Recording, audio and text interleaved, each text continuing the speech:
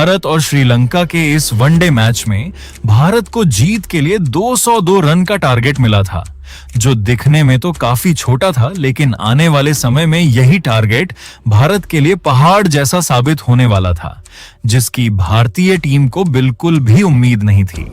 फिलहाल भारत की तरफ से इस रन को चेज करने के लिए रोहित शर्मा और शिखर धवन की खतरनाक ओपनिंग जोड़ी को मैदान पर भेजा जाता है और इन दोनों की खासियत यही थी कि अगर इनमें से कोई एक भी इस मैच में टिक जाता तो समझ लो गेम किसी भी तरह भारत की मुट्ठी में आ सकता था।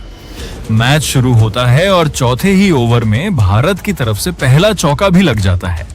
उसके बाद अगले ओवर में धवन शानदार ऑफ साइड की तरफ कट करते हैं और गेंद को सीधा 4 रनों के लिए भेज देते हैं। अब धवन और रोहित शर्मा थोड़ा संभल कर खेल रहे थे, क्योंकि अभी भी उनके पास विकेट और ओवर दोनों काफी बचे थे। लेकिन तभी 9वें ओवर की चौथी गेंद पर शिखर धवन बल्ले का किनारा दे बैठते हैं और गेंद सीधे विकेट कीपर के हाथों में चली जाती है। इस तरह धवन 34 गेंदों में 16 रन की पारी खेलकर पवेलियन लौट जाते हैं और भारत को पहला झटका लग जाता है। इसके बाद बल्लेबाजी करने आते हैं विराट कोहली, जिनसे दर्शकों और टीम को काफी उम्मीदें थीं। लेकिन भारत के लिए मुश्किल और बढ़ जाती है, क्योंकि विराट कोहली भी मात्र 2 रन बनाकर आउट हो जाते हैं। इस तरह भारत शुरुआती झटकों के कारण दबाव में दिखाई देने लगता है। इसके बाद बल्लेबाजी करने आते हैं दिनेश कार्तिक। इसके बाद अगले ओवर में मलिंगा की गेंद पर रोहित शर्मा शानदार पुल शॉट खेलकर गेंद को सीमा रेखा के पार 6 रनों के लिए भेज देते हैं और इसी के साथ इस पारी का पहला छक्का रोहित शर्मा के बल्ले से आता है। अब रोहित शर्मा अच्छी लय में दिखाई दे रहे थे, जिसके बाद अगली ही गेंद पर ऑफ साइड की तरफ शानदार कट लगाकर एक और चौका जड़ देते हैं। दूसरी तरफ दिनेश कार्तिक भी धीरे धीरे सेट हो रहे थे। इसके बाद अगले ओवर में मलिंगा की गेंद पर दिनेश कार्तिक बल्ले का किनारा लगने के बावजूद गेंद को बाउंड्री तक पहुंचा देते हैं और चौका हासिल कर लेते हैं। फिर अगली ही गेंद पर मलिंगा यॉर्कर डालने की कोशिश करते हैं, लेकिन कार्तिक शानदार शॉट खेलकर गेंद को सीमा रेखा के पार भेज देते हैं। अब लगातार बाउंड्री लगने के कारण श्रीलंका पर दबाव बढ़ने लगा था। इसके बाद मलिंगा एक और शानदार यॉर्कर डालते हैं, लेकिन कार्तिक उसे भी ड्राइव करके चौके में बदल देते हैं और इस तरह भारत तेजी से रन बनाने लगता है।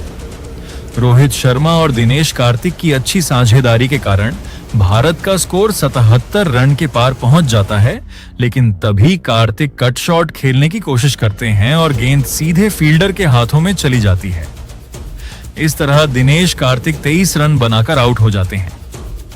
इसके बाद बल्लेबाजी करने आते हैं सुरेश रैना। अगले ही ओवर में रोहित शर्मा शानदार पुल शॉट लगाकर गेंद को 4 रनों के लिए भेज देते हैं। दूसरी तरफ रैना धीरे धीरे अपनी लय में आने लगते हैं और अच्छे शॉट खेलते हुए भारत के स्कोर को आगे बढ़ाने लगते हैं। इसके बाद रैना शानदार चौका लगाते हैं और इसी चौके के साथ भारत 100 रन के आंकड़े को भी पार कर लेता है। अब मुकाबला फिर से भारत की तरफ झुकता दिखाई दे रहा था। इसके बाद मलिंगा की एक यॉर्कर गेंद आती है, जिस पर रोहित शर्मा शानदार शॉट खेलकर गेंद को 4 रनों के लिए भेज देते हैं। फिर अगली ही गेंद पर रोहित शानदार पुल शॉट खेलते हैं और गेंद एक बाउंस में सीमा रेखा के पार चली जाती है। इसी के साथ रोहित शर्मा 49 रन पर पहुंच जाते हैं और उन्हें अपनी अर्धशतकीय पारी पूरी करने के लिए सिर्फ 1 रन चाहिए था। इसके बाद एक सिंगल लेकर रोहित शर्मा अपनी हाफ सेंचुरी भी पूरी कर लेते हैं और अर्धशतक पूरा करने के बाद वो और भी आक्रामक अंदाज में बल्लेबाजी करना शुरू कर देते हैं। अगले ओवर में सुरेश रैना शानदार शॉट खेलकर गेंद को सीधे 6 रनों के लिए भेज देते हैं और फिर अगली ही गेंद पर रोहित शर्मा भी चौका जड़ देते हैं। अब रोहित शर्मा और सुरेश रैना मिलकर अच्छी साझेदारी कर रहे थे, लेकिन तभी अगली गेंद पर रोहित शर्मा गलत शॉट खेलने के चक्कर में क्लीन बोल्ड हो जाते हैं।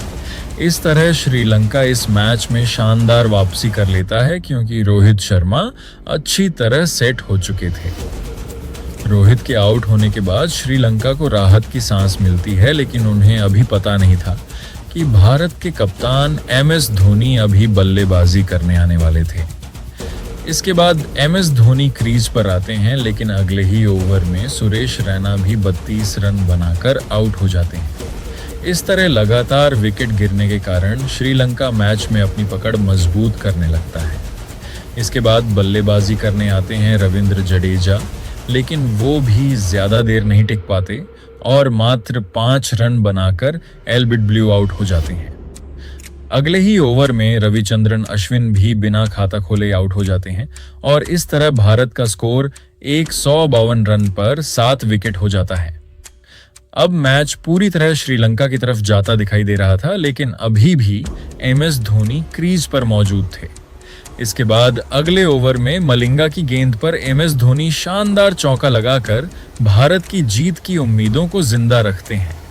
फिर अगली ही गेंद पर धोनी ऑफ साइड की तरफ शानदार शॉट खेलकर गेंद को सीमा रेखा के पार 6 रनों के लिए भेज देते हैं, लेकिन इसी ओवर की आखिरी गेंद पर भुवनेश्वर कुमार एल्बिडब्ल्यू आउट हो जाते हैं और इस तरह 42 ओवर की समाप्ति पर भारत का स्कोर 167 रन पर 8 विकेट हो जाता है। इसके बाद धोनी का साथ देने क्रीज पर आते हैं विनय कुमार, लेकिन वो भी ज्यादा देर नहीं टिक पाते और मात्र 5 रन बनाकर कैच आउट हो जाते हैं। अब भारत पर दबाव काफी बढ़ चुका था, क्योंकि जीत के लिए रन चाहिए थे और 9 बल्लेबाज आउट हो चुके थे। आखिरी जोड़ी क्रीज पर मौजूद थी, लेकिन भारतीय टीम को अभी भी उम्मीद थी, क्योंकि MS धोनी ऐसे खिलाड़ी थे जो अकेले भी मैच का रुख बदल सकते थे। धोनी समझदारी से बल्लेबाजी करते हुए मैच को आखिरी ओवर तक लेकर जाते हैं। अब आखिरी ओवर में भारत को 5 गेंदों में 15 रन चाहिए थे और स्ट्राइक पर थे MS धोनी। अगली ही गेंद पर धोनी जोरदार शॉट लगाते हैं और गेंद को सीधा स्टेडियम के बाहर 6 रनों के लिए भेज देते हैं। अब भारत को 4 गेंदों में 9 रन चाहिए थे और फिर से स्ट्राइक पर धोनी मौजूद थे। अगली गेंद पर धोनी शानदार शॉट खेलकर चौका लगा देते हैं और अब भारत को 3 गेंदों में सिर्फ 5 रन चाहिए थे। इसके बाद अगली ही गेंद पर धोनी ताकतवर प्रहार करते हैं और गेंद को सीधे स्टैंड में 6 रनों के लिए भेज देते हैं। इसी के साथ भारत यह मुकाबला 1 विकेट से जीत जाता है। इस जीत के सबसे बड़े हीरो MS धोनी बनते हैं, जिन्होंने कप्तानी पारी खेलते हुए आखिरी तक डटकर बल्लेबाजी की और लगभग हारा हुआ मैच भारत की झोली में डाल दिया। 9 बल्लेबाज आउट हो चुके थे, लेकिन धोनी ने धैर्य और समझदारी के साथ मैच खत्म करके भारत को यादगार जीत दिला दी। अगर आपको ये मैच याद है तो कमेंट में जरूर बताना और मिलते हैं अगली वीडियो में। तब तक के लिए बाय।